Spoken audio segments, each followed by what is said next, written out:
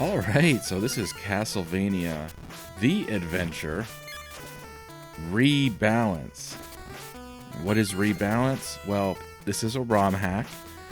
But don't worry, it's not one of those ROM hacks that may or may not have been made by someone that has no level design experience. This is one of those ROM hacks that just tweaks a few aspects of the game a little bit to maybe make it a little bit more balanced.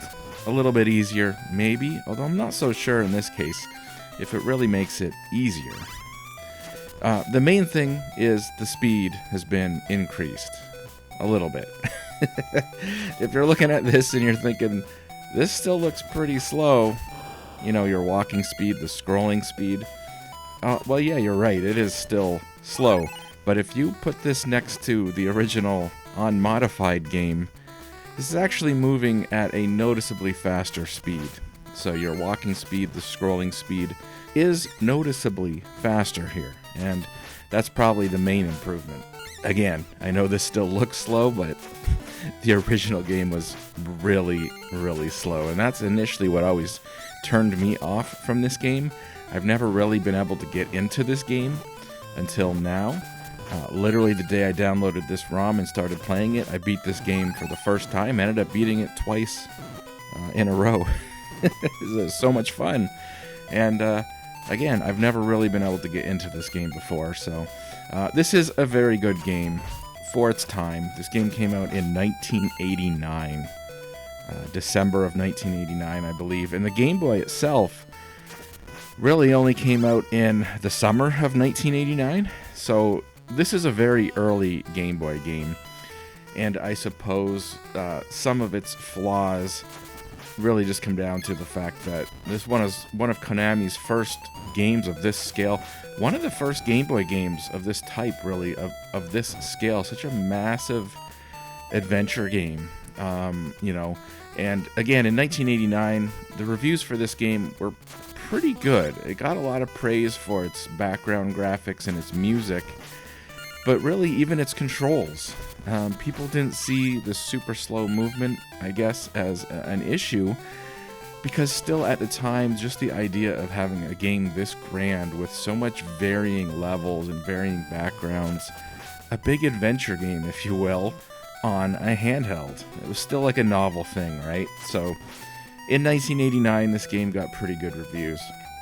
It's only looking back at it now that a lot of people have issue with it because it's so slow. And again, this helps a little bit. This is, again, it's noticeably faster. It's not something that you gotta stare at and go, yeah, I think I can tell the difference. If you see them side by side, you'll be able to tell the difference pretty easily. This game is rather short. It's only got 4 levels. The levels are fairly long, I'll give it that, but there's only 4 levels. So I think part of the way this game gets its playtime realistically is the difficulty. This game is fairly difficult at times. There's certain parts in this game that can be frustrating, especially level 3. I will show you that when we get there. Let's just say I died a lot of times on level 3.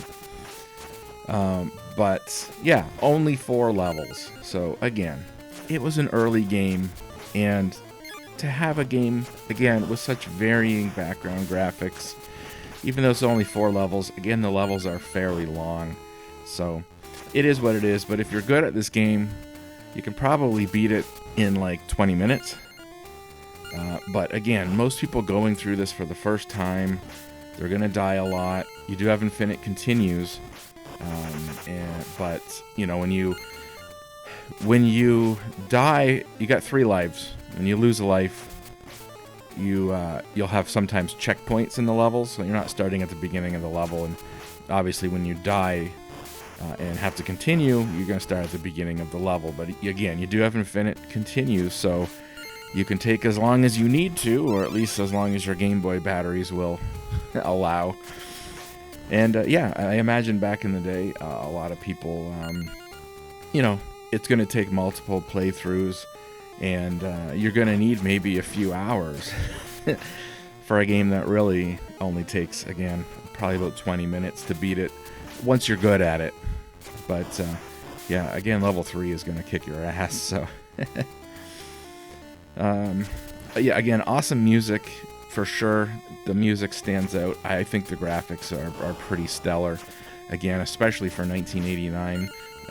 Again, super detailed background, so that's great.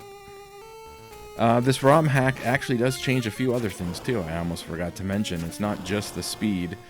It does change the way your whip. I was gonna say upgrades, but not really upgrades. It's more like your downgrades when you get hit. So in the original game, your whip only has like 3. I guess we'll start with that. Your whip only has 3 levels of upgrades, and there's no sub-weapons in this game. So this is a very simple game compared to all the previous Castlevania games. Again, there's no sub-weapons in this game. Hearts in this game is health. Kind of like you would have expected from the beginning, but if you got used to Castlevania games, you know, the hearts are usually for your sub-weapons, and in this one, there's no sub-weapons. Your whip, again, starts off as just like a basic leather whip or a rope whip, and then your first upgrade will bring it to the chain whip, and then your second upgrade will bring it to the flame whip, where, you know, it's like the chain whip, but the extra flame comes out of it. And this part of the game right here, by the way, is kind of like a maze. You have to take the right path, otherwise you'll just keep looping back, or you'll get to a point where it's a complete dead end. So you'll be walking through the whole game, you think you're going through the level, and you'll just get to a dead end, and you're like, how do I get past this wall? That's what happened to me the first time. I had no idea what I was supposed to do. Well, it turns out it's because at some point during that maze part, I took the wrong path. So there's like 3 spots, I think, where it branches left or right, and you kind of have to do take the left path or the right path in the right order for like all 3 branches to prevent you know, running into that dead end and actually proceeding the correct way through the level. So anyways, that's... If you played this game, you know that. If you haven't, there you go. This is what you want to get to. Once you get to this screen, you're on the right path. But yeah, so the whip, again, only has 3 levels of upgrades. And in the original game, you know, if you have the flame whip, you get hit, you lose the flame whip, you go back to the chain whip. You get hit again, you lose the chain whip, you go back to the leather or the rope whip. In this hack, it's a little bit different because if you have the flame whip, you get hit once, you lose the flame whip and go back to the chain whip. That's the same, but then getting hit after that, you don't lose the chain whip. So you won't lose the chain whip until you actually die and lose a life. So that, I think, is a little bit of a, you know, when they call this rebalance, trying to make it maybe a little bit easier. That's really all it is. I guess apparently too they fixed your hitbox, although I still found myself getting hit when it didn't look like I was getting hit. Another thing apparently they fixed. Oh, this is the level 2 boss. Okay, so yeah, this one's pretty easy once you figure out the patterns and basically just where you gotta stand. All right. So anyways, yeah, I think this is a level 2 boss, so we'll be getting on to level 3. Oh joy. Anyways, as I was saying, what was I saying? Yeah, your hitbox. So apparently they tweaked the hitbox, although again, I still found several times where like things would go over my head and it didn't look like it hit me, especially if it's on an angle. If something's coming down at you from above on an angle. There's like cop sirens outside. I hope you can't hear that.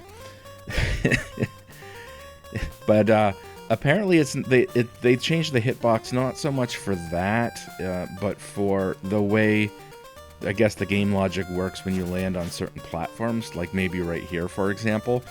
Apparently in the original game, again, I've never played it that much, but apparently in the original game, there was times where it would be like you landed on a platform, and son of a bitch, there's a cheap death right there. This is level 3, by the way, so yeah, we got these spikes coming up from underneath you. It's an auto-scrolling level, so you've got to keep moving, and there's lots of ropes and lots of platforming, and yeah, some cheap deaths like that because of the controls, where Again, if you've ever played this game, it has that weird jumping jank where you always jump at the same height, and sometimes it's hard to get your character to jump on a forward arc. He'll just want to jump straight up and go straight back down, and that's what happened there. Anyways, level 3, just when you think it's over, no, they throw this at you again. So now we got, instead of the spikes coming up from the floor, now we got them coming from the wall, from the right side, and you gotta move to the left. And again, you've got to be fast, or else you're just gonna get trapped. And again, they're gonna throw lots of ropes and lots of platforming at you. And there's cop sirens again. Again, I hope you can't hear that. So this is level 3. This part is such a pain in the ass. Again, some cheap deaths falling, but and they throw a lot of platforming at you. And again, the jumping in this is a little weird. You don't really have control over your height or your arc. Like, you can't back off. You can't change your momentum in the middle of a jump, I guess. It's very stiff, your jumping controls. And so this is the kind of game where you would hope they wouldn't throw a lot of platforming at you. And now they're throwing a lot of platforming at you while this wall is coming at you. So, again, I died here probably like a dozen times the first time that I played through. But I gotta admit, the second time I played through, I only died like maybe 4 times. But still, you know, if you're playing this on a real Game Boy, and, you know, that means you gotta continue and start the level over, it's a little frustrating. But again, the level, there's only 4 levels and the game is short, so I guess that's how they gave you some artificial length. This is level 3 boss. Not too difficult. None of the bosses, for the most part, are really all that difficult, for what it's worth. And especially if you've got, you know, Fire Whip, pretty easy. And this is it. This is level 4. This is the last level of the game already. You know, even unedited, we're maybe 20 minutes in, even with the amount of times that I've died. So, yeah, again, it's a pretty short game. But I'm curious if you owned this game back in the day, not playing it on emulators with save states. If you're playing this on your OG DMG Game Boy back in the day, how long did it take you to beat this game? You know, did you play it every day for a week? You know, getting a little further each time. I'm curious because it is a short game, and I don't want to say it's a crazy difficult game, but it definitely has some moments in there that are pretty difficult. This is a cakewalk after level 3.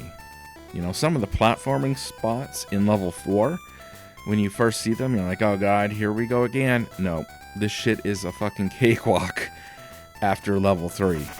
So that part in level 3, where the wall of spikes or the floor of spikes is coming at you, is the hardest part in the game, hands down. If you can get past that, you're good. Level 4, actually not that difficult.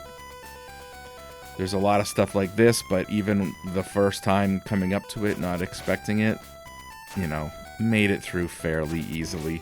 And if you expect it, it'd be even easier. So this is it. This is the end boss, fighting Dracula here. He's got 2 forms. The first form here is incredibly easy if you got the Fire Whip. As you can see, you can pretty much just stand on the opposite platform and just light him up from across the room. You won't take any damage whatsoever. His second form here, though, a little bit trickier, as you will see. I do die a few times here. And if you die the first time, they're going to put you at a checkpoint where you will only be able to get the chain whip, but you won't be able to get enough upgrades to get the flame whip. So you'll have to get through that first part without the flame whip. So it's one of those things where it's a lot easier if you don't die the first time, and once you die, you can't level up your whip.